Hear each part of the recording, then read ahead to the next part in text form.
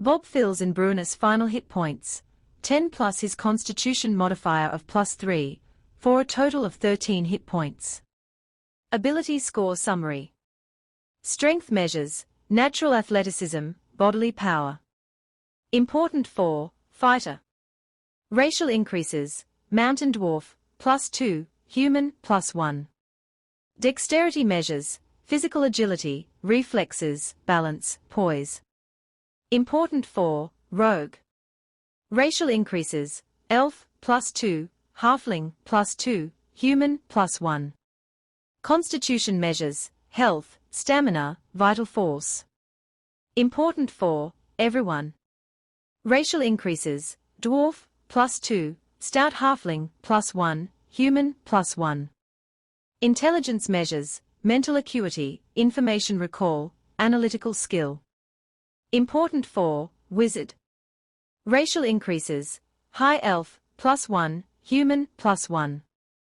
Wisdom measures, awareness, intuition, insight. Important for cleric. Racial increases, hill dwarf, +1, wood elf, +1, human, +1. Charisma measures, confidence, eloquence, leadership. Important for leaders and diplomatic characters. Racial increases, Lightfoot halfling, +1, human, +1. Variant, customizing ability scores. At your Dungeon Master's option, you can use this variant for determining your ability scores. The method described here allows you to build a character with a set of ability scores you choose individually. You have 27 points to spend on your ability scores. The cost of each score is shown on the ability score point cost table. For example, a score of 14 costs 7 points. Using this method, 15 is the highest ability score you can end up with before applying racial increases. You can't have a score lower than 8. This method of determining ability scores enables you to create a set of 3 high numbers and 3 low ones, 15, 15, 15, 8, 8, 8, a set of numbers that are above average and nearly equal 13, 13, 13, 12, 12, 12, or any set of numbers between those extremes. 4. Describe your character. Once you know the basic game aspects of your character, it's time to flesh him or her out as a person. Your character needs a name. Spend a few minutes thinking about what he or she looks like and how he or she behaves in general terms. Using the information in Chapter 4, you can flesh out your character's physical appearance and personality traits. Choose your character's alignment, the moral compass that guides his or her decisions and ideals. Chapter 4 also helps you identify the things your character holds most dear, called bonds, and the flaws that could one day undermine him or her. Your character's background describes where he or she came from, his or her original occupation, and the character's place in the D&D world. Your DM might offer additional backgrounds beyond the ones included in Chapter 4, and might be willing to work with you to craft a background that's a more precise fit for your character concept. A background gives your character a background feature, a general benefit, and proficiency in 2 skills, and it might also give you additional languages, or proficiency with certain kinds of tools. Record this information, along with the personality information you develop, on your character sheet. Your character's abilities. Take your character's ability scores and race into account as you flesh out his or her appearance and personality. A very strong character with low intelligence might think and behave very differently from a very smart character with low strength. For example, high strength usually corresponds with a burly or athletic body, while a character with low strength might be scrawny or plump. A character with high dexterity is probably lithe and slim, while a character with low dexterity might be either gangly and awkward or heavy and thick-fingered. A character with high constitution usually looks healthy, with bright eyes and abundant energy. A character with low constitution might be sickly or frail. A character with high intelligence might be highly inquisitive and studious, while a character with low intelligence might speak simply or easily forget details. A character with high wisdom has good judgment, empathy, and a general awareness of what's going on. A character with low wisdom might be absent-minded, foolhardy, or oblivious. A character with high charisma exudes confidence, which is usually mixed with a graceful or intimidating presence. A character with a low charisma might come across as abrasive, inarticulate, or timid. Building Bruiner, Step 4. Bob fills in some of Bruiner's basic details: his name, his sex male, his height and weight, and his alignment, lawful good. His high strength and constitution suggest a healthy, athletic body, and his low intelligence suggests a degree of forgetfulness. Bob decides that Bruiner comes from a noble line, but his clan was expelled from its homeland when Bruiner was very young. He grew up working as a smith in the remote villages of Icewind Dale. But Bruiner has a heroic destiny to reclaim his homeland, so Bob chooses the folk hero background for his dwarf. He notes the proficiencies and special feature this background gives him.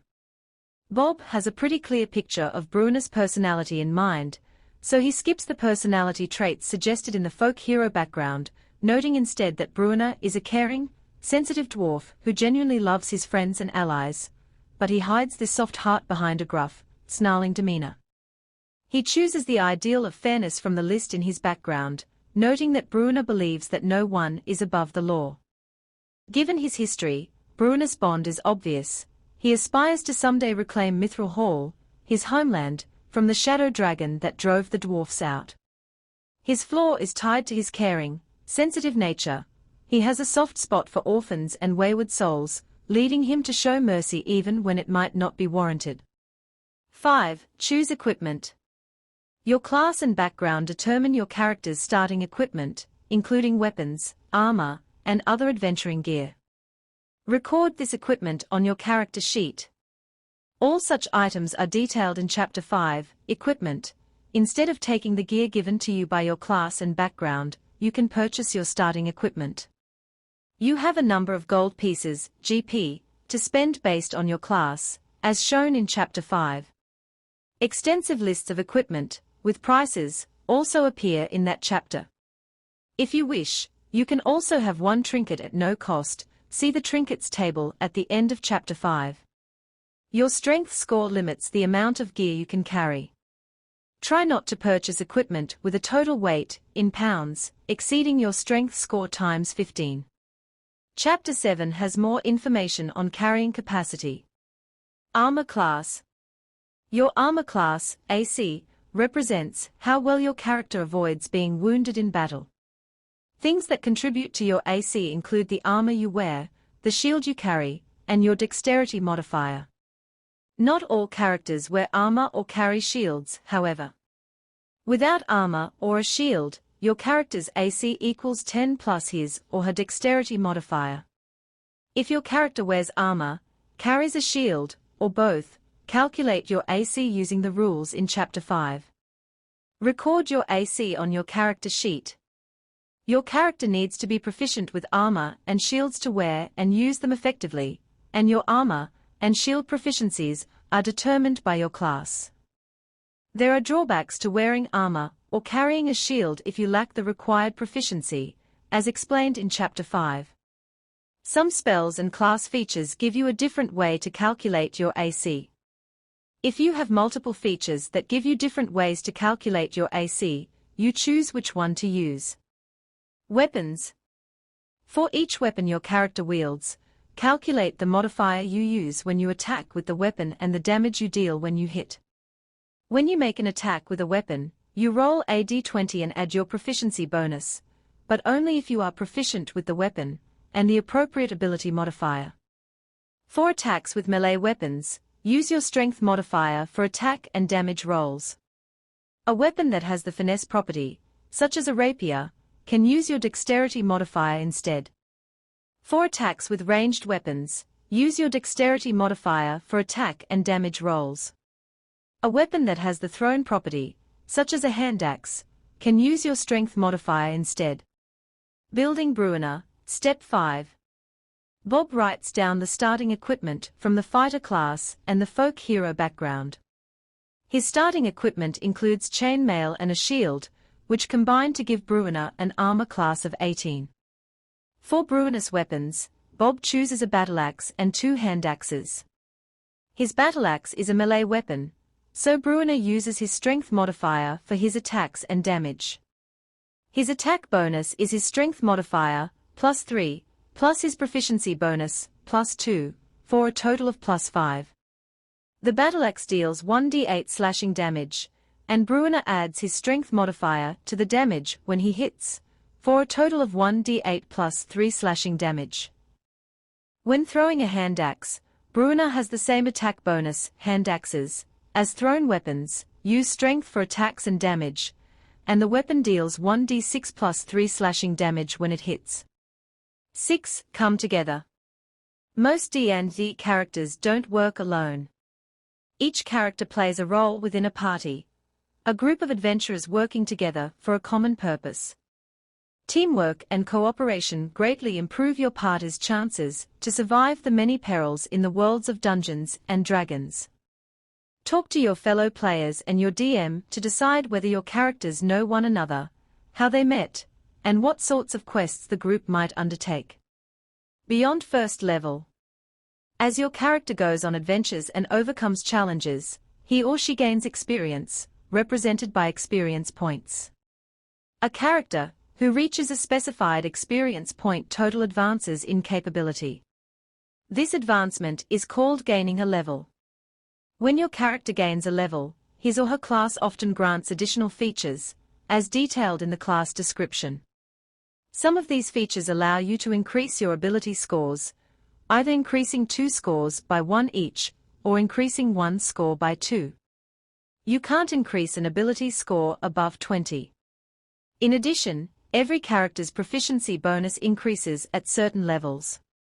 Each time you gain a level, you gain 1 additional hit die. Roll that hit die, add your Constitution modifier to the roll, and add the total to your hit point maximum. Alternatively, you can use the fixed value shown in your class entry, which is the average result of the die roll, rounded up. When your Constitution modifier increases by 1, your hit point maximum increases by 1 for each level you have attained. For example, when Bruiner reaches 8th level as a fighter, he increases his Constitution score from 17 to 18, thus increasing his Constitution modifier from +3 to +4. His hit point maximum then increases by 8. The character advancement table summarizes the XP you need to advance in levels from level 1 through level 20, and the proficiency bonus for a character of that level. Consult the information in your character's class description to see what other improvements you gain at each level. Tiers of play. The shading in the character advancement table shows the 4 tiers of play.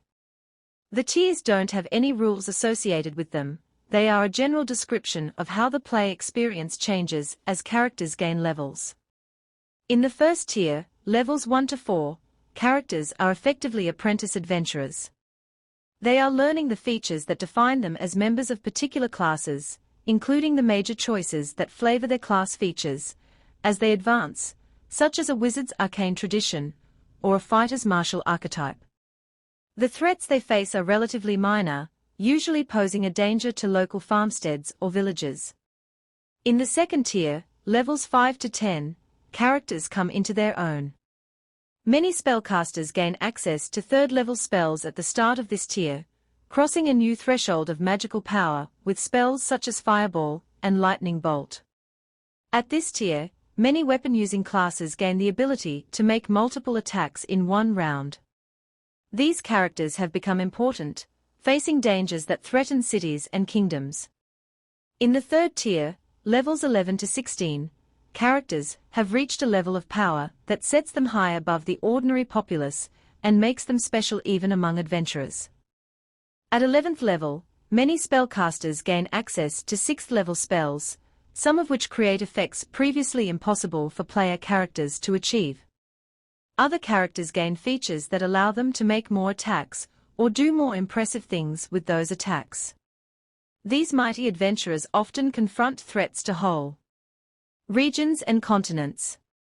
At the 4th tier, levels 17 to 20, characters achieve the pinnacle of their class features, becoming heroic or villainous archetypes in their own right.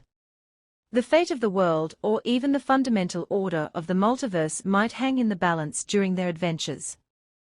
My name is Natasha, and that concludes part 2 of creating a character in Dungeons & Dragons. If you enjoyed this video, please click the like and sub buttons. Leave your comments below, and stay tuned for more episodes of The Delver.